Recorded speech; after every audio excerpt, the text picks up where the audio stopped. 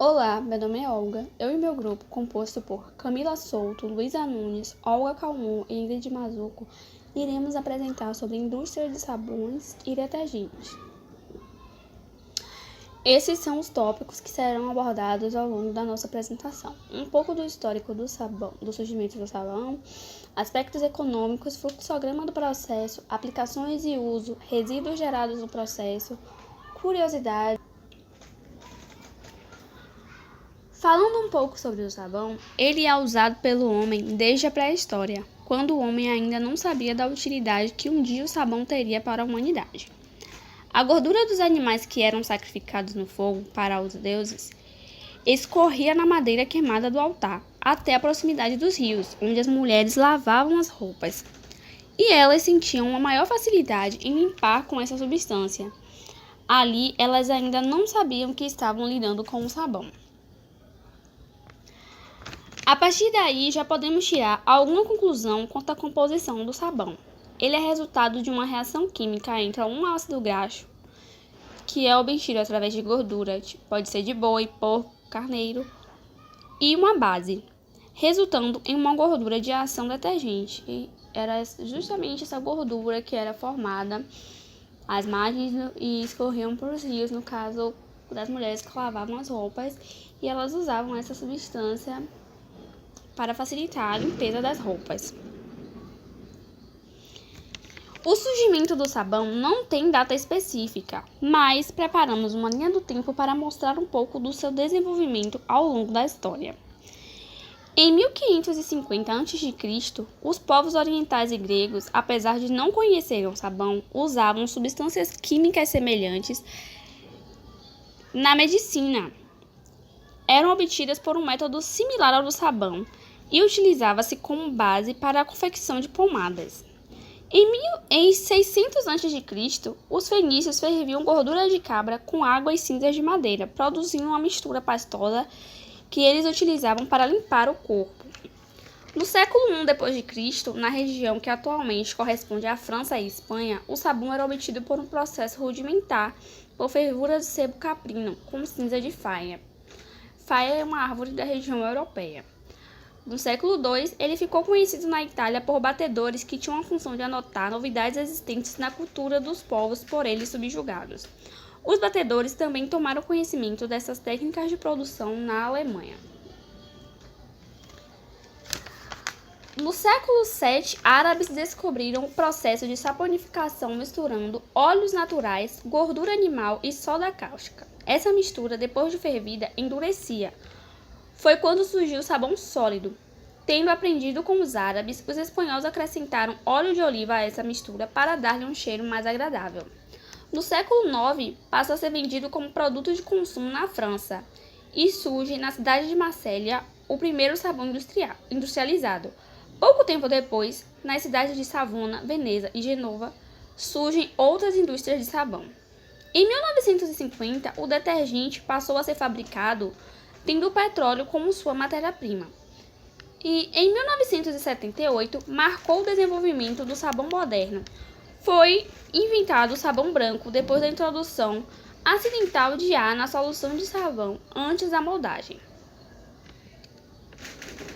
Agora, falando um pouco dos aspectos econômicos em torno do sabão. O sabão ele é um produto de demanda inelástica. O que isso quer dizer? Significa que a sua procura ela é pouco afetada pela variação de preço que há no mercado. Então, se houver uma grande variação de preço ou se o preço diminuir, provavelmente isso não afetará na frequência com que as pessoas compram sabão, porque ele é um produto de necessidade básica para as pessoas. E em relação a 2017, em relação a 2015 e 2016, houve um aumento de volume de matérias-primas importadas, abertura de novas fábricas e geração de novos empregos. Esse dado ele refere-se à indústria de higiene de maneira geral, mas como o sabão ele está inserido nesse tipo de indústria, resolvemos colocar o dado na nossa apresentação. O desempenho do setor em 2018 representou um crescimento de 5,4% em relação ao ano de 2017, e esse é um dado do IBGE. E apesar desses valores positivos, as vendas ficaram no mesmo patamar em 2017. Que 2017, né? A explicação macroeconômica foi de incerteza econômica e política que caracterizou 2018, acompanhadas por eventos pontuais, como a greve dos caminhoneiros que paralisaram por 2 semanas. E por fim, o sabão em pó manteve uma venda positiva em 2018 em relação a 2017, havendo um acréscimo de 0,23%.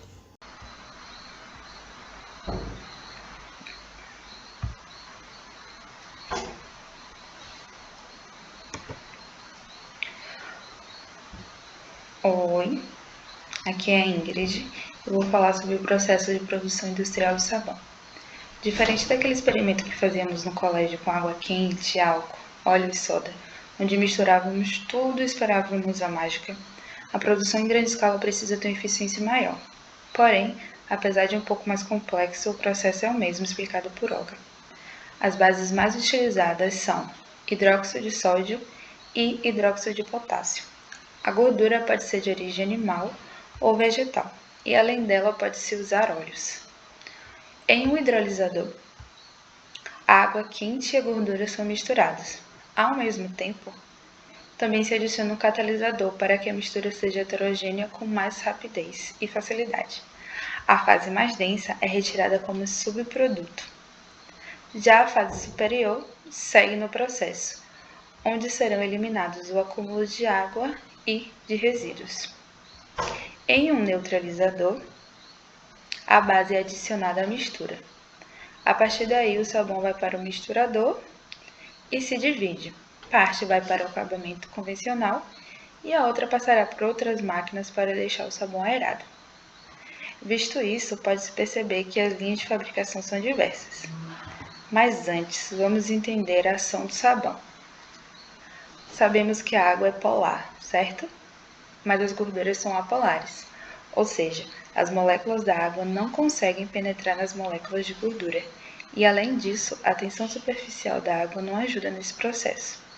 E daí vamos analisar a estrutura do sabão, também chamado de agente tensoativo por conseguir quebrar a barreira que a água forma, pois ele diminui a sua tensão superficial. O sabão permite que a água seja mais mole, mais molhada.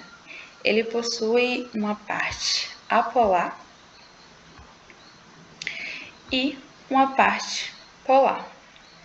Sendo assim, a sua parte apolar interage com as moléculas das gorduras e dos óleos e sua parte polar interage com as moléculas da água.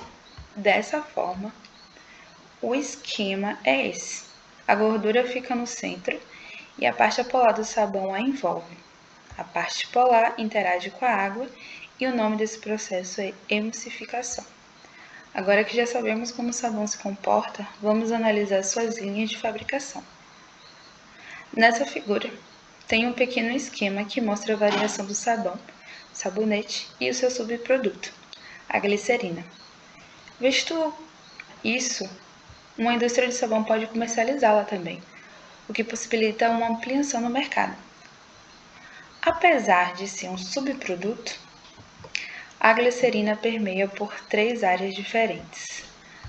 Na estética, onde pode ser adicionada a cremes de belezas e sabonetes, pois é um agente umectante, ou seja, mantém a umidade da pele, e por essa mesma atribuição pode ser utilizada na indústria alimentícia.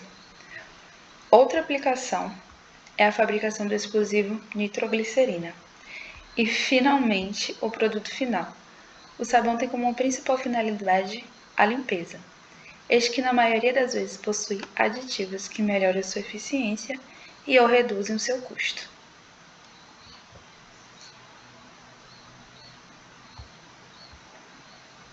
Oi, aqui é Camila e eu vou estar falando um pouquinho sobre o fluxograma de produção do detergente em pó. Bom, nesse fluxograma, primeiramente a gente vai ter a adição de água, alquilbenzeno e óleo. Em um reator onde vai acontecer a reação de sulfonação, que é a principal reação para a formação de um detergente, onde primeiramente é formado um ácido sulfônico no sulfonado, como a gente chama de sulfonado, adicionado um ácido graxo, segue para um sulfatador e depois com a adição de hidróxido de sódio ou alguma base, nós vamos para o neutralizador, onde ocorre a ação de neutralização e é formado um sulfato, que é por si só o detergente que a gente necessita. Desse neutralizador, ele segue para um depósito de polpa sulfactada. Desse depósito é saído surfactantes, que vão para um misturador, onde a gente pode adicionar alguns aditivos e o tripolifosfato de sódio também. Nesse misturador é retirado já uma parte da água e em seguida vai para uma torre de atomização, onde esse produto ele é aquecido através de uma fornalha e na parte de cima vai sair um ar com algumas partículas de detergente em pó que vão passar por um ciclone, um processo de separação, onde vai ser liberado o ar e o resíduo do ciclone ele volta para o misturador, que a gente chama de recuperado seco, para que possa voltar ao processo e reaproveitar esse detergente em pó que saiu do ciclone ali. Após a torre de atomização, a parte de baixo, que também já foi aquecida, sai de 116 graus e vai para um novo ciclone. Esse ciclone também ocorre um processo de separação, onde as partículas de ar que saem por cima passam por um filtro para a retirada do ar e ficar apenas com a parte sólida, que segue para a embalagem, e aí nós já temos um detergente em pó. Já a parte sólida, saída desse ciclone, passa por uma peneira, pode ser adicionado perfume, para que esse detergente seja utilizado de outras formas. Como eu falei ali, na parte do misturador, pode ser acrescentado alguns aditivos nesses sabões e detergentes. Para que eles servem? Eles podem melhorar a eficácia do detergente, fazendo com que aumente a sua ação tensoativa. Agentes quelantes são muito utilizados, que são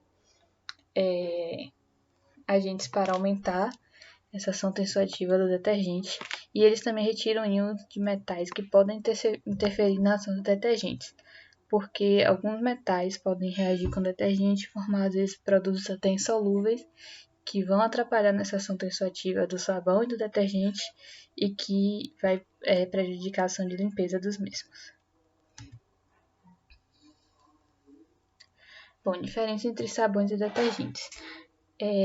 A ação entre sabões e detergentes em águas duras e ácidas é diferente. Por exemplo, um sabão em águas duras, ao entrar em contato com alguns sais metais, como cálcio e magnésio, ele vai formar um produto insolúvel em água que vai se depositar no fundo e isso vai impedir a ação limpante do mesmo. E já com o detergente, ele vai agir com esses sais metais e não vai formar um produto solúvel, vai ser levemente solúvel, pode precipitar apenas uma pequena quantidade, ou seja, ele vai interferir menos do que se fosse um sabão. O detergente não perde a ação tensoativa com o tempo, e já o sabão ele pode perder essa ação quanto mais velho ele for passando o tempo. Já em águas ácidas ocorre a mesma coisa, o sabão forma um produto insolúvel e já o detergente forma um produto solúvel e ele é menos prejudicado por esse tipo de água. Aplicações. O detergente ele pode ser separado em detergente neutro, ácidos e alcalinos. O detergente neutro ele é mais utilizado na limpeza do dia a dia e por não possuir um pH ácido ele pode ser usado em diferentes tipos de materiais, como cerâmicas, pisos, sem prejudicá-los. O detergente ácido ele é recomendado para limpezas mais pesadas. Para usá-lo tem que seguir a recomendação direitinho, porque pode ser perigoso. E ele é ideal para a limpeza de ferrugem, sangue, cimento e terra. O detergente alcalino ele remove todo tipo de sujeira, com exceção de sujeira de origem mineral. Ele também tem que ser usado com cuidado, porque ele pode agredir o piso. E ele é ideal para a limpeza de gorduras de origem animal ou vegetal, como óleo e etc. Boa tarde, meu nome é Luísa. Eu vou falar um pouco sobre os resíduos sólidos sobre os resíduos gerados no processo de sabão e detergente. De uma maneira geral, na verdade, sobre os resíduos gerados no processo dos produtos de limpeza, né? Tem-se observado que muitos dos resíduos gerados durante o processo estão nas etapas de envase, encaixotamento e de rotulagem. Percebe-se que a geração de resíduos de plástico, fitilho, papelão, madeira e corrugados ocorre na etapa de encaixotamento, né? Os resíduos plásticos gerados nessa etapa do processo, eles normalmente são originados dos pallets de corrugados, uma vez que esses pallets eles vêm envolvidos em películas de plástico. Então, a quantidade desses resíduos gerados está relacionada com a quantidade de voltas dessas películas nesses pallets. Os resíduos da chapa de papelão também variam de acordo com a quantidade de chapas de papelão que vão ser colocadas entre os fardos de corrugados. Os resíduos de madeira gerados estão relacionados com a quantidade de pallets de madeira.